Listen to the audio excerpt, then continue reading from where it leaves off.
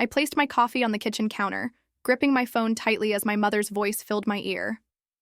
"Laura, sweetheart, have you been using your debit card to order food?" she asked.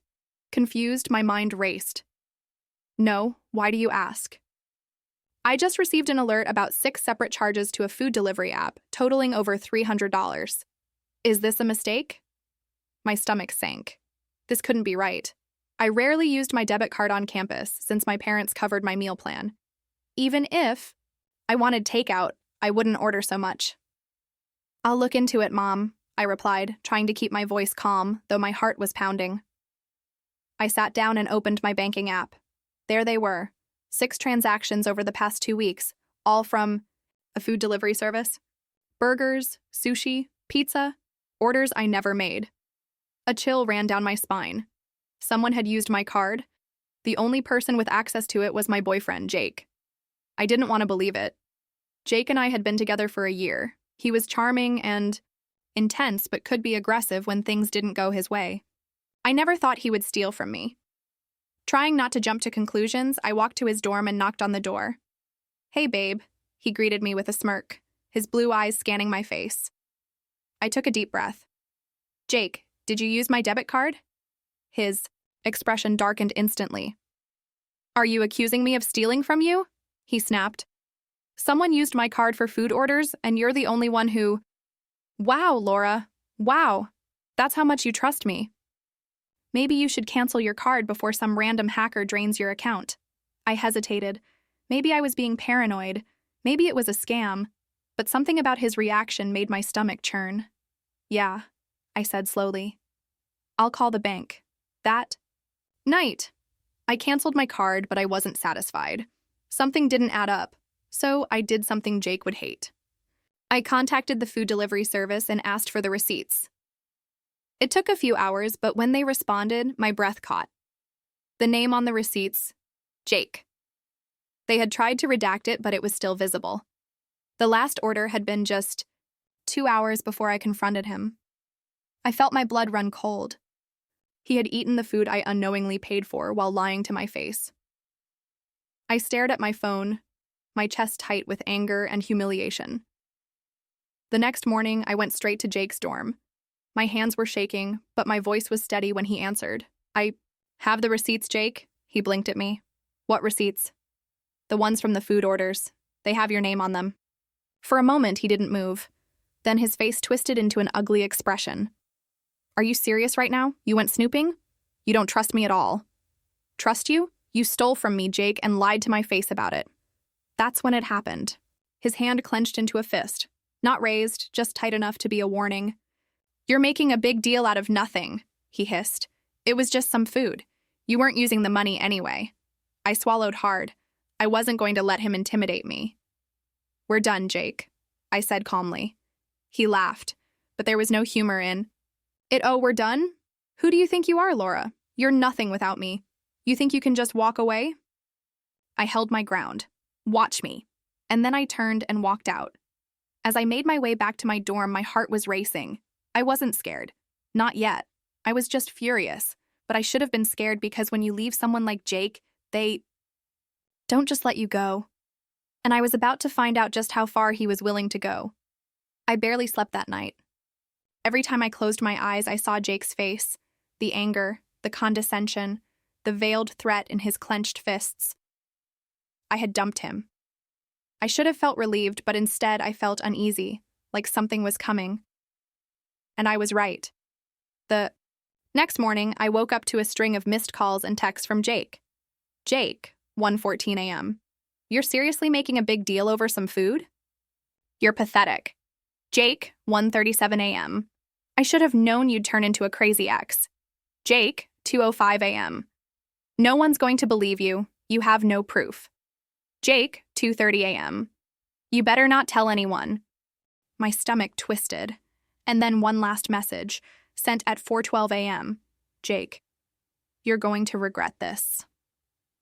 That was the moment I realized this wasn't over. By lunchtime, it was obvious Jake had been busy. People in our dorm, people who used to be my friends, were giving me weird looks and whispering behind my back. My roommate, Sarah, finally told me what was going on. "Laura, you need to see this." she said, sliding her phone across the table. It was open to Jake's Snapchat story. The caption read, "Crazy ex-girlfriend is trying to ruin my life," with a blurry screenshot of a fake text conversation where I was supposedly begging him to take me back. "Are you serious?" I muttered, my face burning. "That's not even the worst part," Sarah said grimly. "Jake had been telling people that I stole money from him. That's why everyone was whispering. That's why people were staring at me. He was flipping the story, and some people who didn't know me well enough, were believing him. I wanted to scream. I needed air. I left the dining hall, my mind racing. What do I do? Do I ignore it? Do I fight back? Do I tell people the truth? As I was walking back to my dorm, my phone buzzed. A text from Mark, one of Jake's old friends. "Mark. Heads up, Jake is saying some serious stuff about you." I wouldn't trust him to back off. My pulse spiked. "Me? What do you mean?" "Mark. He's pissed you embarrassed him. Says you owe him. Be careful." I stared at the message. Owe him? For what? For calling out his lies? For dumping him? I had a sinking feeling. I wasn't just dealing with a bitter ex. I was dealing with someone who wanted revenge. That night, I locked my dorm room door. I double-checked the lock. I told myself I was being paranoid, but at 3:47 a.m., I woke up to a sound, a click, the sound of a door handle turning. My heart stopped. And then a soft knock. "Laura, open the door. Jake." He was right outside my door. I held my breath, my hands shaking. "Laura, I know you're in there." The handle rattled. My mind went into full panic mode. Was he going to break in? What did he want? I grabbed my phone and texted Sarah, who was staying with her boyfriend that night. "Me. Jake is outside my door. Won't leave. What do I do?" A pause, then Sarah. "Sarah. Call security. Now." I didn't hesitate. I dialed campus security with shaking fingers. "Campus safety. What's your emergency?" "My ex is outside my door. He won't leave." "What's your location?" I gave them my dorm and room number. "Stay where you are. Officers are on the way." I clutched my phone, my pulse hammering in my ears. For 2 whole minutes, Jake just stood there. Then finally, footsteps, voices, a knock. This time louder. "Sir, step away from the door." Silence, then the sound of retreating footsteps. One of the officers knocked. "Miss, you can open the door now." When I did, Jake was gone. I reported him to the resident director first thing in the morning. Jake was banned from my dorm building and given a formal warning from campus security. I thought that would be the end of it. I was wrong, because that night I got a text from my bank. "Unusual login attempt detected on your account." My stomach dropped. I opened my banking app and saw my savings balance, or what was left of it. Jake had drained my account. I stared at my phone screen, my entire body numb. Account balance, $14.82. My savings were gone. Everything. For a moment I thought I was seeing things. Maybe this was a glitch. Maybe the app wasn't updating correctly. But no, there it was, plain as day. A series of unauthorized transactions, transfers I never made. And then it hit me. Jake. I felt sick. He had already stolen from me once. Lied. To my face, humiliated me with his stupid fake texts and stories.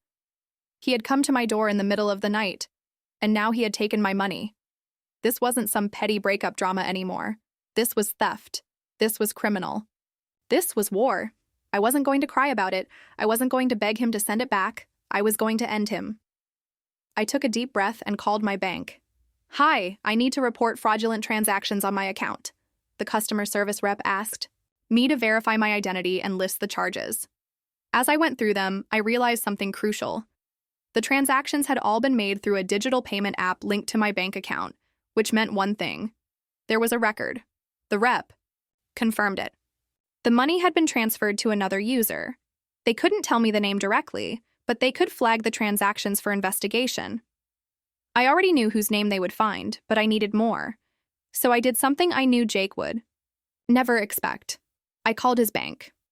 Hi, my name is Laura, and I believe someone has been making unauthorized transfers from my account to one of your users. I need to confirm some details for a potential fraud claim. It took a little sweet talking, but eventually I got exactly what I needed. The recipient account, Jake's full name. He was sloppy, he was stupid, and now I had proof. Jake thought he could take from me without consequences. He was about to learn just how wrong he was. I started small. I went to campus security. I showed them the bank records, the fraudulent transfers, the fact that he had already been warned to stay away from me. They took it very seriously. By the end of the meeting, Jake was officially banned from my dorm building and all student housing. If he set foot near me again, he'd be reported to the police. That was satisfying, but it wasn't enough. I needed something bigger. Jake wasn't just some random dropout. He had one thing in his life that actually mattered to him: his academic standing. He was in a competitive honors program, one that required an impeccable record. And guess what? Stealing money and breaking university rules weren't exactly honorable actions. So I filed an official misconduct report with the university.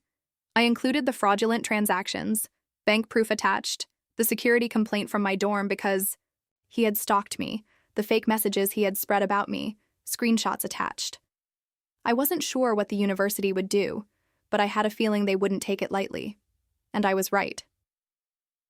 2 days later, Jake's name was dragged through the mud. His professors were notified of the misconduct case, his scholarship under review, and the best part? He had no idea I was behind it until I saw him lose it in the middle of campus. I was walking to class when I heard shouting. What do you mean? I'm on probation?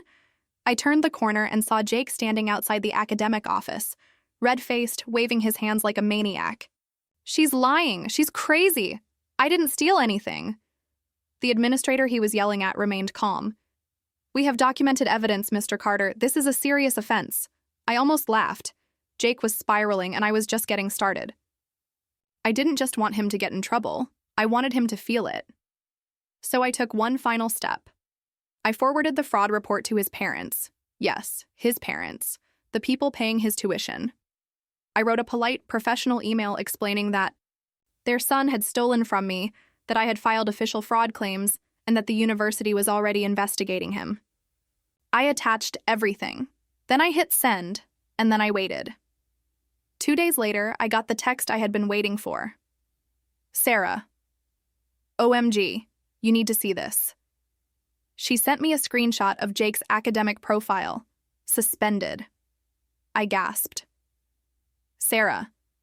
Apparently, his parents flipped out and pulled his tuition. He's done. Jake, the guy who thought he could get away with stealing from me, lying to me, ruining my reputation, he had just lost everything. His honors program, his scholarship, his academic standing, his money. And I got the last laugh. The news spread like wildfire. Jake, the arrogant, aggressive guy who thought he was untouchable, was suspended. People whispered about it in the dining hall. Someone even posted about it anonymously on the campus forum. Honor student caught in fraud scandal, suspended for misconduct. I watched the chaos unfold from a distance, sipping my coffee while my phone buzzed with messages. Some were from people who had doubted me. Emily. Hey, I heard about Jake. I'm really sorry I didn't believe you before. Dylan. Damn.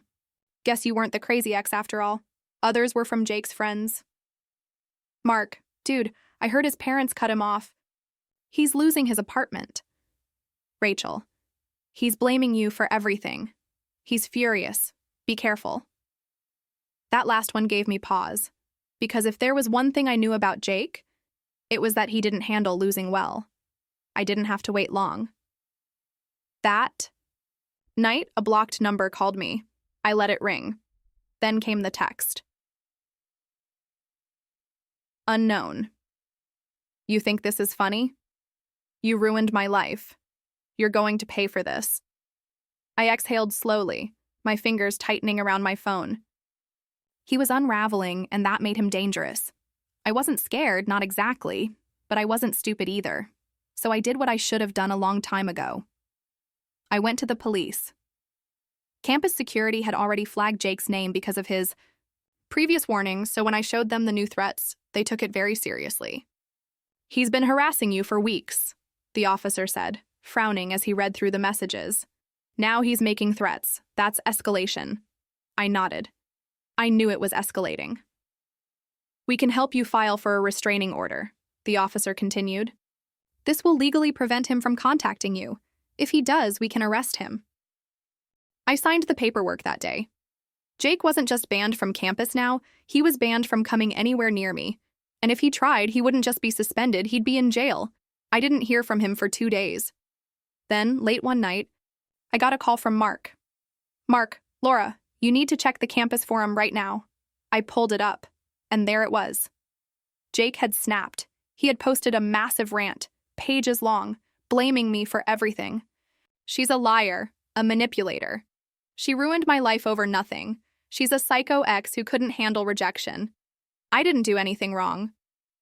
And then the worst part, "I know where she lives." I read it again. "I know where she lives." A cold chill ran down my spine.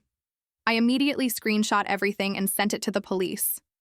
By the next morning, Jake's post was deleted, and so was his student email, expelled. He was gone for good.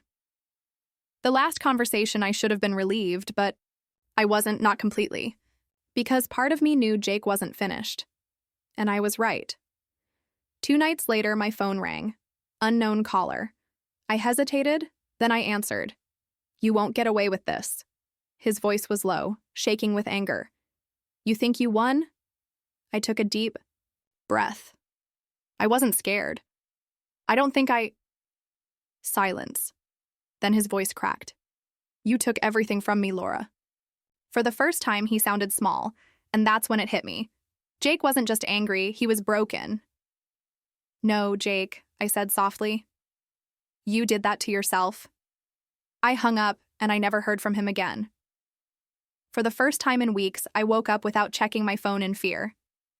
Jake was gone, expelled, banned from campus, blocked from contacting me. His final words still echoed in my head. "You took everything from me, Laura." But the truth was, he had done that to himself. The following week, life slowly returned to normal. People stopped whispering in the hallways. The stares disappeared. Even the rumors Jake had spread about me faded into nothing. Sarah and I sat in the campus cafe, sipping our coffees as she scrolled through her phone. "Looks like Jake deleted all his social media," she said. "No more vague rants about you." I sighed in relief. "Good. So now that your crazy ex is officially out of your life, what's next?" That was a good question. For so long, I had been in defense mode, reacting to his attacks, protecting myself, fighting back. But now I was free. "I think I just want to move on," I admitted. And I meant it. Revenge wasn't about destroying Jake. It was about getting my life back. And now, finally, I had. I didn't hear about Jake again for a few months. Not until Mark texted me one afternoon. "Mark, you are not going to believe this."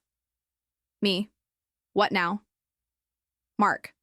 "Word is, Jake tried to enroll at another university. But guess what? They found out about his expulsion. They rejected him." I blinked. I hadn't expected that. Me.